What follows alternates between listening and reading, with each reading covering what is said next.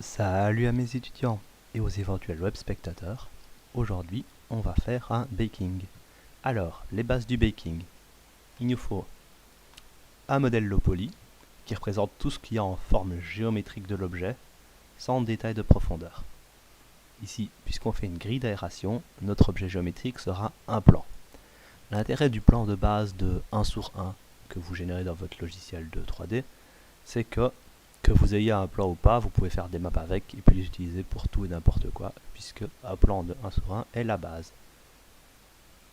Une fois qu'on a notre modèle low poly, il nous faut un objet haut poly, c'est-à-dire avec une plus haute définition. Donc ici on a cette grille. Alors vous direz, oh, plutôt simple, ça fait un peu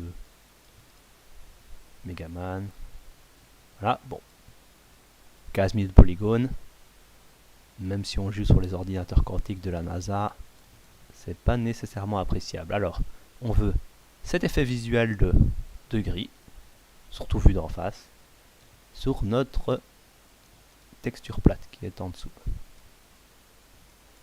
Pour faire cette grille, puisque le nombre de polygones du haut poly n'a pas d'importance, il faut qu'il y en ait beaucoup, j'ai pu me permettre de faire des choses qu'on ne ferait jamais ailleurs, c'est-à-dire des vis qui font chacune 420 polygones, avec des jointures pas exceptionnellement propres ou particulièrement bien faites, puisque ce modèle n'existe pas et n'apparaîtra jamais tel quel dans un jeu. Pas bien compliqué, on sélectionne notre low poly, ici un plan, on l'exporte à un endroit prévu à cet effet, nouveau dossier plan. Voulez-vous le remplacer? Évidemment, je l'ai déjà fait avant la vidéo. Oui. On prend notre high poly. Il peut dépasser tant qu'il est plus grand, mais je recommanderais de le faire toujours dans ce cadre-là. C'est plus propre, c'est plus efficace et vous contrôlez mieux le résultat. Export. Grille aération, on va lui donner le nom directement, et j'écris high pour bien le différencier du low. Bon, j'ai pas mis low parce que c'est juste un plan, mais si vous aviez un low, ce serait bien d'appeler grille aération low. On exporte notre sélection. On va avoir une erreur dans X normal, mais c'est attendu. Une fois qu'on a nos deux modèles, on lance X normal. Donc voilà, pour ceux qui ne l'ont pas, bon, je suis toujours sur ma vieille version parce que pourquoi changer quelque chose qui ne marche pas. Si pas de mise à jour, X normal est toujours gratuit. Vous allez sur xnormal.net et vous le téléchargez, c'est gratuit selon votre version de Windows ou du système d'exploitation que vous utilisez. Alors, on aura besoin surtout de ces trois options. D'abord, quelle mèche de haute définition? Ajouter un, on peut faire un nettoyage quand il y a quelque chose. Ajouter un mesh. Notre high. Notre mesh de basse définition. Il n'y a pas de plan par défaut, malheureusement. Ajouter un mesh. Notre plan. Et ensuite, les paramètres. Alors, où est-ce qu'on enregistre les maps qu'on va obtenir? Map au pluriel. Ici, dans New Folder, on va mettre Output pour sortie. Pour la vidéo. Voilà.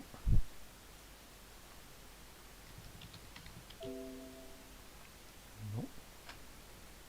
Grille. Alors, on choisit une résolution. Mieux vaut toujours aller au moins une étape plus haut, juste pour être sûr. Ici, je suis déjà sûr de ce que je veux, donc je vais rester à 1024. Mais n'hésitez pas à faire du 2048 et à réduire, ou du 4096. Et puis on choisit les maps qu'on veut. Alors, je veux une normal map, une height map, qui va me donner la hauteur par rapport au plan. Une ambient occlusion, c'est toujours utile, on ne sait jamais si j'ai pas envie de texturer à la main. En général, je me continue. Je fais avec ça, mais on va quand même regarder. Ça m'a l'air bien. Ça me fait déjà 3 maps. Des filtres. Le moteur de rendu. Si vous avez des connaissances là-dedans, c'est mieux d'utiliser les rendus que vous maîtrisez, que vous appréciez utiliser. J'en ai pas, donc rendu par défaut. Voilà. Ces settings-ci. Générer les maps. On attend notre erreur. Et j'ai pas eu mon erreur. C'est un peu inconvénient. À moins que... Ok, l'erreur qu'on espérait, c'était qu'il refuse de nous faire le baking tant qu'il n'y a pas de face triangulaire.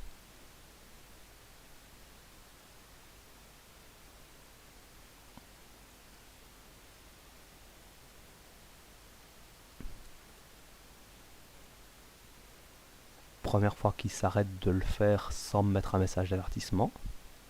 Donc on va être des adultes, on va faire comme si on avait vu l'erreur, on va arrêter le processus, et on va reprendre notre iPoly, faire ah bah oui, on n'est pas sûr qu'il n'y a pas de face à 5, 6, 7 côtés. Mes étudiants sauront de quoi je parle. Alors, mesh. En général, j'aime bien ne pas avoir mes mèches triangulées dans l'éditeur, donc on va faire une copie avec un MHD. Je sais que ma copie est sélectionnée, mèche triangulée. Voilà, je sélectionne ma copie triangulée, je la soulève pour être sûr que c'est la bonne. Et je vais exporter celle-ci. Export sélection. Aération high. Voilà. X normal. Mèche de haute définition. Grille aération high. On va le réapporter pour être sûr.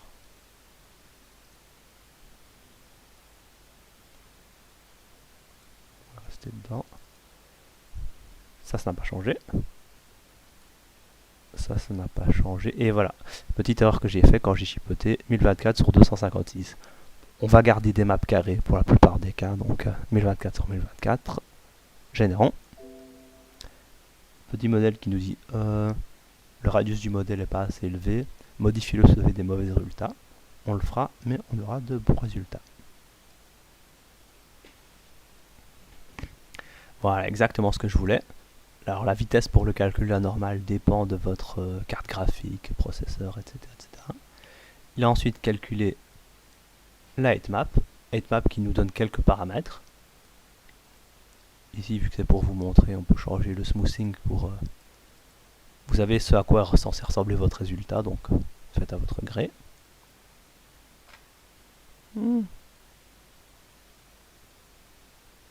fois qu'on a fini, même si c'est contre-intuitif, on ferme cette fenêtre. Il va finir de calculer. Je crois que c'est notre ambiante ensuite. Je le fais dans l'ordre où il les lit ici.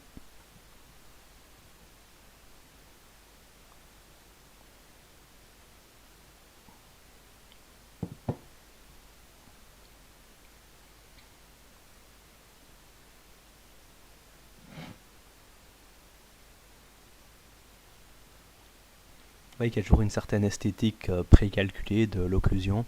Si vous ne faites pas plusieurs couches de matériaux avec de la complexité, dans un design très simple ou si c'est dans l'urgence, vous remettez l'occlusion comme matériau et c'est quand même agréable visuellement, même si c'est pas réaliste ou fonctionnel avec la physique d'un jeu. Alors, pendant que ça charge, puisqu'il va prendre son petit temps, j'ai déjà vous montré ce que ça donne sur Unreal. Voilà les maps qu'on a obtenues. L'occlusion, la normale et la hauteur, appliquées sur un matériau, appliquées sur un plan. Donc vous voyez qu'on est là, on est promené de loin. On a cet effet de grille d'aération qu'on voulait. Tourner autour. Et pourtant, ce n'est qu'un plan. Donc si on va sur le côté, on n'a pas de faux relief. Voilà.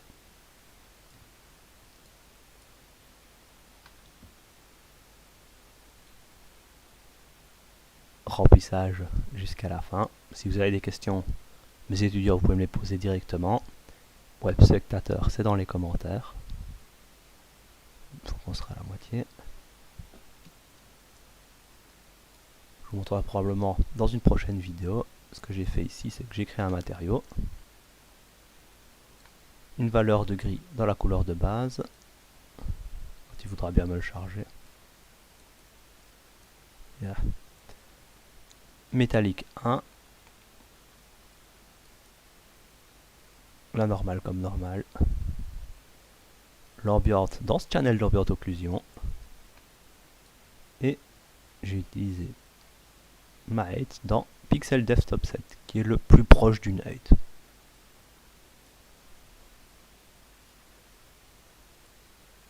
Toujours sauvegarder, sinon les grognons.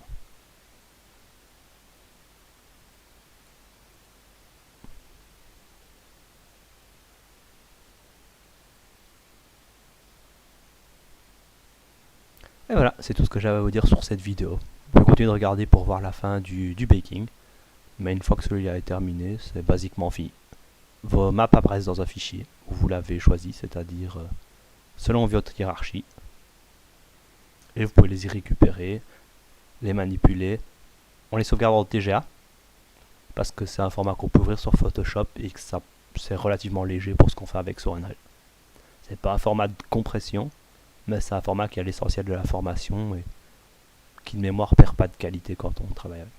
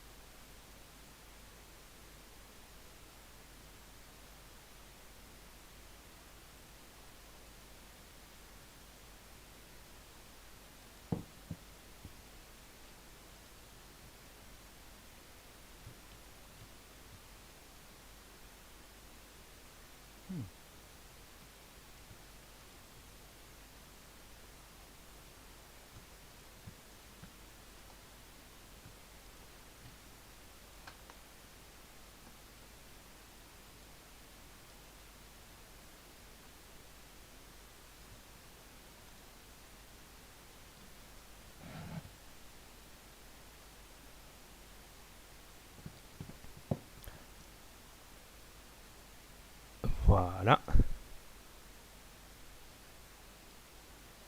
Voilà. Au début de vidéo, le dossier est vide. Toujours des bonnes surprises quand on fait ce genre de choses. Et c'est parce que j'ai mal paramétré mon chemin. Elles sont donc dans New Folder et il doit probablement s'agir de ces trois maps-ci. Passez tous une bonne journée.